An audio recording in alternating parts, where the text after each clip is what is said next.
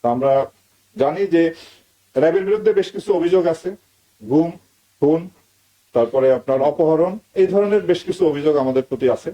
তা আমি আপনাদের মাধ্যমে দেশবাসীকে জানাতে চাই যে র্যাব সৃষ্টির পর আজ পর্যন্ত যে সমস্ত জনগণের যারা র্যাব দ্বারা নির্যাতিত বা অত্যাচারিত হয়েছেন তাদের কাছে, এবং যারা হত্যাকাণ্ডের শিকার হয়েছেন যেমন নারায়ণগঞ্জের 7 খুন সহ যারা র্যাব কর্তৃক হত্যাকাণ্ডের শিকার হয়েছেন তাদের পরিবারের কাছে আমরা দুঃখ প্রকাশ করি এবং ক্ষমা প্রার্থনা করি, এবং পাশাপাশি এই সমস্ত ঘটনার সুষ্ঠু তদন্তের মাধ্যমে এর বিচার যাতে হয় সেটা আমরা প্রত্যাশা করি।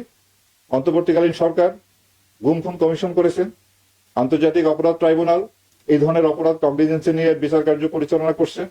তা আমরা আশা করব সুষ্ঠু নিরপেক্ষ তদন্তের মাধ্যমে আমাদের বিরুদ্ধে যে অভিযোগ আছে তার সুষ্ঠু তদন্ত হবে এবং এর বিচার হবে, এবং এইভাবেই আমাদের দায় মুক্তি সম্ভব। অন্য কোনোভাবেই আমরা এই দায় থেকে মুক্ত হতে পারবো না। কেবলমাত্র সুষ্ঠু তদন্ত এবং বিচারের মাধ্যমেই আমরা দায় মুক্ত হতে চাই।